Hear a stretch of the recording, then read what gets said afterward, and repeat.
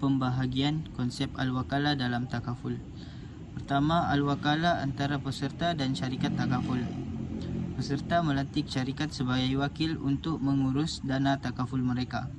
Syarikat mengenakan yuran wakalah, yakni wakalah fee sebagai bayaran perkhidmatan. Kedua, al-wakalah antara syarikat takaful dan ejen yang dilantik. Syarikat melantik ejen sebagai wakil untuk menjual produk takaful dan menguruskan operasi pemasaran. Ketiga, al-wakalah bi al-aj. Kontrak wakalah yang melibatkan bayaran upah atau yuran kepada wakil atas perkhidmatan yang mereka berikan. Aplikasi dalam takaful. Syarikat takaful menguruskan dana peserta sebagai wakil tanpa menanggung risiko dana tersebut secara langsung. Risiko ditanggung oleh dana takaful dan peserta.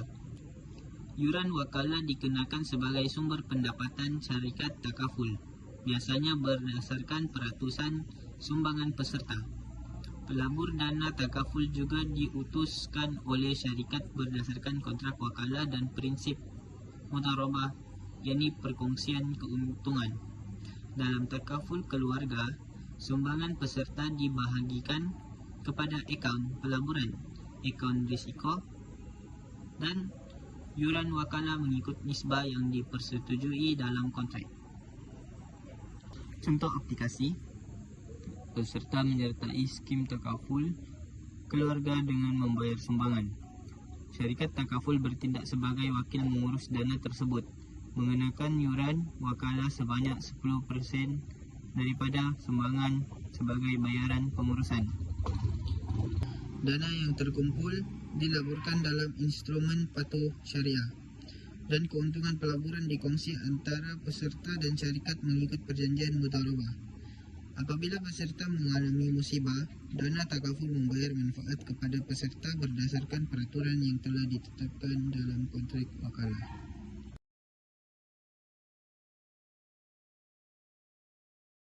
Assalamualaikum warahmatullahi wabarakatuh. Nama saya Tengku Ahmad Syahir bin Tengku Anwar.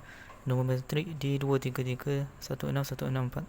Seterusnya saya akan menjelaskan tentang rukun-rukun al-wakalah.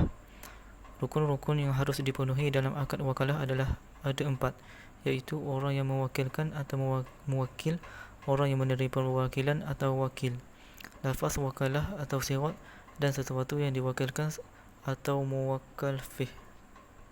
Yang pertama adalah muwakil. Muwakil adalah orang yang meminta bantuan kepada orang lain untuk melakukan sesuatu tindakan atas nama muwakil. Adapun syarat yang harus dipenuhi oleh muwakil ada 2, iaitu mewakili kewenangan untuk menggunakan atau untuk melakukan tindakan yang diwakilkan, baik melalui kepemilikan peribadi maupun kewenangan tertentu, dan memiliki hak untuk melaksanakan tindakan yang ia izinkan kepada orang lain, dan tindakan tersebut harus dianggap sah oleh syariat. Contohnya adalah pemilik harta yang telah dewasa, berakal dan tidak berada dalam kondisi mahjur seperti kerana boros atau gila, sah menjadi mewakil atau memberikan wewenang kepada orang lain untuk mengelola hartanya. Yang kedua pula adalah wakil.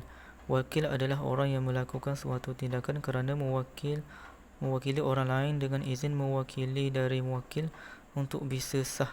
Wakil harus sah secara syariat untuk melakukan tindakan perwakilan tersebut, atau ia merupakan orang yang dibolehkan oleh syariat untuk mewakili orang lain. Disyaratkan pula wakil harus ditentukan secara jelas, sehingga ketika seorang mewakilkan sesuatu pada 2 orang tanpa menunjuk salah satunya dengan jelas, hukumnya tidak sah.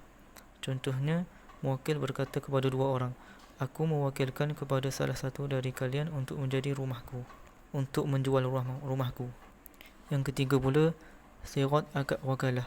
Sirat akad wakalah terdiri dari serah terima atau ijab kabul, dan harus memenuhi 2 syarat, iaitu penyataan dari mewakil yang menunjukkan persetujuannya untuk memberikan perwakilan, baik secara jelas atau kinayah. Hal ini dikarenakan seseorang tidak diperbolehkan bertindak atas hak orang lain kecuali terdapat izin pemiliknya. Yang keempat pula adalah muwakil fih.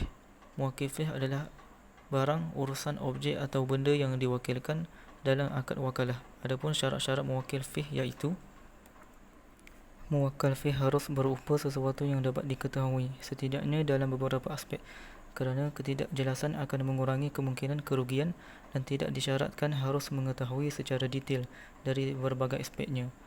Muwakkal fi harus berupa sesuatu yang dapat diwakili, kabilan lin niyabah oleh orang lain.